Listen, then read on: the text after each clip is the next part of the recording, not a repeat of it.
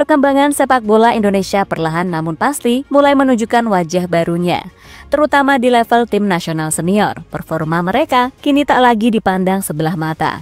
Tim Garuda kini terbang lebih tinggi, menggetarkan supporter, juga menarik perhatian dunia. Di babak ketiga kualifikasi Piala Dunia Zona Asia, Indonesia kembali mengukir sejarah. Untuk pertama kalinya dalam sejarah, skuad Merah Putih melangkah ke babak keempat, sebuah fase yang dulu terasa terlalu jauh, terlalu sulit, dan nyaris mustahil. Meskipun di laga terakhir harus mengakui keunggulan salah satu raksasa Asia, Jepang, performa keseluruhan layak didukung terus. Tak heran jika sorotan media internasional tertuju ke arah Asia Tenggara. Lebih spesifik lagi ke arah Indonesia.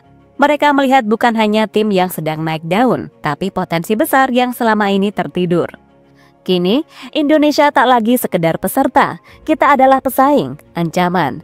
Dan yang paling menarik, Garuda adalah satu-satunya tim yang berhasil menembus babak ini dengan status tim berperingkat di luar 100 besar FIFA. Sebuah kenyataan yang membuat banyak pihak terkejut, namun perjuangan masih belum usai. Di round 4, tuan rumah masih menjadi sengketa. Qatar dan Arab Saudi jelas jadi prioritas karena mereka dekat dengan AFC. Akan tetapi, namun, isu kabar tak sedap mulai mencuat ke permukaan. Ketegangan geopolitik yang memanas di kawasan Timur Tengah menimbulkan tanda tanya besar soal kelangsungan round keempat. Pasalnya, 5 dari 6 tim yang melaju ke babak ini berasal dari kawasan yang sama-sama dari Timur Tengah. Dengan situasi politik yang belum stabil, banyak pihak memprediksi kemungkinan munculnya hambatan teknis maupun non-teknis dalam pelaksanaan pertandingan. Logistik, keamanan, netralitas, bahkan mentalitas tim, semuanya kini masuk dalam daftar kekhawatiran. Dan Indonesia bisa hadir sebagai satu-satunya negara non-Timur Tengah.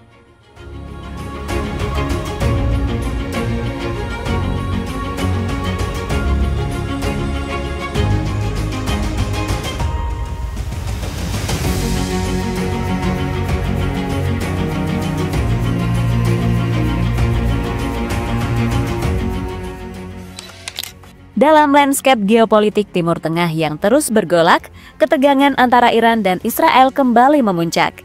Sebuah babak baru ketidakpastian dimulai, dan bukan tidak mungkin imbasnya merembet hingga ke lapangan hijau. Konflik dua negara besar ini kini tak lagi sekedar wacana di ruang diplomasi. Ia telah menjejak di dunia nyata, dan sayangnya turut menggetarkan panggung olahraga, termasuk ajang bergengsi sekelas kualifikasi Piala Dunia 2026 Zona Asia.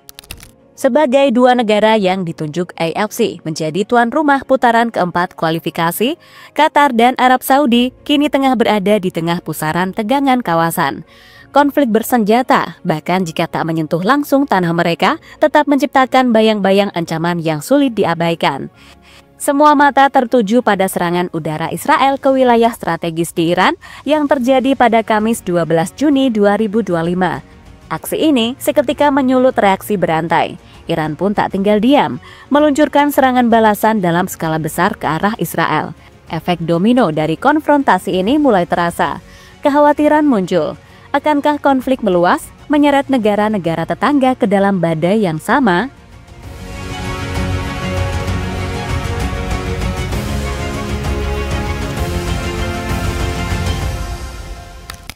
Qatar dan Arab Saudi, dua negara dengan peran besar di kawasan, secara geografis dekat dengan titik api dan memiliki kepentingan diplomatik maupun militer di sekitarnya. Mereka memang tidak secara langsung terlibat, tapi dalam konflik regional, netralitas kadang hanya ilusi. Terbukti, pemimpin negara Saudi dan Qatar sama-sama diajak berdiskusi dengan Presiden Iran di tengah konflik. Dan khusus Qatar, negara kecil dengan pengaruh besar ini memiliki hubungan yang relatif lebih stabil dan netral dengan Iran jika dibandingkan dengan Arab Saudi. Namun begitu, bukan berarti mereka aman sepenuhnya. Laporan dari media penerbangan travelandtourworld.com menyebutkan lebih dari 500 jadwal penerbangan di kawasan Timur Tengah terganggu. Qatar termasuk di dalamnya. Lebih dari sekedar penundaan penerbangan, konflik ini membawa potensi ancaman terhadap wilayah udara dan maritim di kawasan vital seperti Selat Hormuz dan Teluk Persia. Dan jika itu terjadi, dampaknya akan jauh lebih besar daripada sekedar gangguan logistik. Dari sisi sepak bola, situasi ini tak pelak menimbulkan gelombang keresahan. Beberapa negara peserta seperti Irak, Uni Emirat Arab, dan Oman mulai mengangkat suara. Mereka mempertanyakan keputusan AFC menunjuk Qatar dan Arab Saudi sebagai tuan rumah di tengah ketidakpastian ini. Dalam salah satu laporan tajamnya, harian Oman Daily menulis, situasi geopolitik yang tidak stabil dapat membahayakan kelancaran turnamen, serta menurunkan rasa percaya di antara negara-negara peserta, tulis laporan tersebut.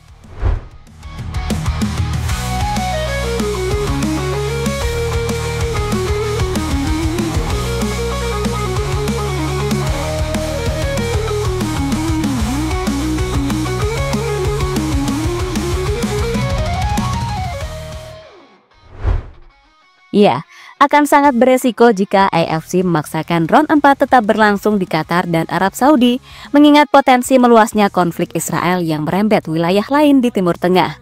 Kini pertanyaannya, apakah sepak bola bisa benar-benar lepas dari bayang-bayang geopolitik?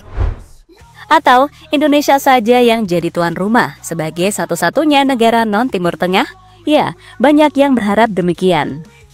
Dan AFC apalagi FIFA, so pasti lebih berani menjamin hal itu. Kendati demikian, namun menurut bocoran media Malaysia, Indonesia nggak masuk prioritas buat menggelar round 4 sebagai tuan rumah. Media Malaysia tersebut mengulas tentang pandangan pengamat sepak bola Oman yang memberikan rekomendasi soal negara netral yang berpotensi menjadi tuan rumah round 4 apabila AFC pada akhirnya mau mendengarkan protes dari para peserta. Pengamat sepak bola Oman, Isa Said, menyampaikan ada 5 negara yang berpotensi menjadi tuan rumah pertandingan babak sistem gugur kualifikasi Piala Dunia 2026. Beberapa negara yang dibagikan termasuk Kuwait, Malaysia, Bahrain, Yordania, dan Thailand, tulis media Malaysia Stadium Astro.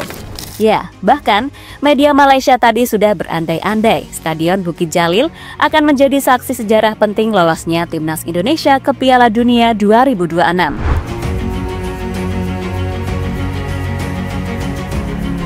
Lebih lanjut, jika mau meminta perpindahan tuan rumah yang adil ini, tentu harus dikaji dalam waktu dekat. Sebab jika lama, maka perang akan usai dan drawing babak round keempat kualifikasi Piala Dunia 2026 juga akan segera dimulai bulan depan. Uniknya, kabar resmi, AFC bakal menggelar pengundian grup di Malaysia. Apakah ini tanda-tanda pindah ke negara netral? Nggak tahu juga. Namun yang sudah pasti, kita nggak bisa berharap banyak kalau soal AFC. Lebih mending ke Papa FIFA, Gianni Infantino, yang belakangan ini emang lagi baik setelah memberikan penghargaan ke PSSI, mulai dari penghargaan Gold Program Forward Award, hingga dibalas oleh Pak Erik dengan jersey spesial timnas bernomor punggung 9 dan bertuliskan Gianni. Tim Teng mungkin punya AFC, tapi kita punya kantor FIFA di Jakarta. Jika nantinya beneran netral, jelas Saudi dan Qatar bahkan gedek dan jengkel. Ya, walaupun bendera merah putih tak berkibar sebagai tuan rumah, setidaknya timnas tetap punya alasan untuk tersenyum. Dalam turnamen yang digelar jauh dari tanah air, skuad Garuda justru meraih sebuah keuntungan yang tak ternilai, di mana tim Garuda tak perlu bergulat dengan tantangan iklim Asia Barat yang terkenal ganas, panas, menyengat di siang hari, dan suhu menusuk saat malam menjelang. Apalagi di bawah arahan sang legenda Om Patrick, Indonesia hadir dalam kondisi yang lebih siap.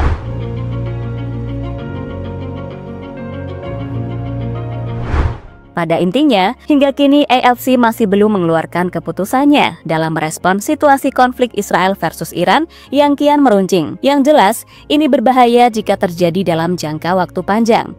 Dan soal pergantian tuan rumah sangat memungkinkan loh. Ingatkan dulu bagaimana Indonesia gagal jadi tuan rumah Piala Dunia U20 pada 2020, padahal tinggal pembagian grup. Namun kembali lagi, fokus Garuda tetap sama, yakni meningkatkan performa dan kekuatan skuad. Namun, federasi juga pastinya ingin memberikan dukungan yang terbaik dengan mengupayakan segala kemungkinan. Dia ceritanya hari ini dari JL Report. Kalau kamu suka videonya, jangan lupa klik like-nya dan tulis pendapatmu di kolom komentar. Masih banyak cerita seru lainnya, langsung cek video di sebelah. Karena di sini, kita bukan cuma nonton, kita hidup bareng Garuda. Sampai ketemu di video selanjutnya.